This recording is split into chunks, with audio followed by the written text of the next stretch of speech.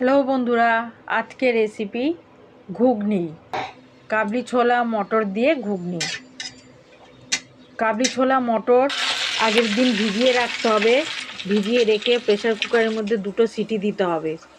দিয়ে ডুমো ডুমো করে আলু কাটতে হবে। কেটে আমি একটু সিদ্ধ করে নিয়েছি আলুটা ওই প্রেসার কুকারের মধ্যে দিয়ে। তারপরে কড়াইয়ের মধ্যে শুকনো লঙ্কা, তেজপাতা, গোটা গরম মশলা, পেঁয়াজ ফোড়ন দিতে হবে। ফোড়ন দিয়ে জিরে গুঁড়ো, ধনে গুঁড়ো, আদা বাটা, রসুন বাটা, লঙ্কা গুঁড়ো সব কিছু দিয়ে একটা পেস্ট বানিয়ে দিয়ে দিতে হবে ওই ফোড়নের মধ্যে। ভালো করে কষিয়ে নিয়ে আলুগুলো তার মধ্যে দিয়ে দিতে হবে। এবার কষাতে হবে। কষাতে কষাতে তেল যখন ছাড়বে তখন এই সিদ্ধ মটরটাকে দিয়ে দিতে হবে। দিয়ে ভালো করে নাড়াচাড়া করতে হবে।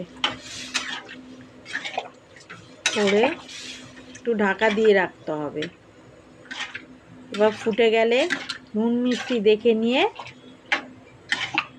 নামানোর আগে একটু উপরে গরম মশলা গুঁড়ো ছড়িয়ে দিতে পারো, বা বন্ধুরা জিরে গুঁড়ো করে ছড়িয়ে দিতে পারো।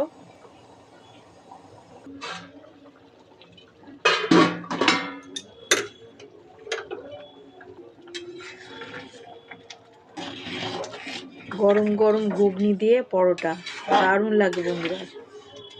উপরে একটু সস দিয়ে নেবে, কাঁচা পেঁয়াজ, কাঁচা লঙ্কা কুচিয়ে খাবে বন্ধুরা, দারুণ লাগবে গরম গরম ঘুগনি।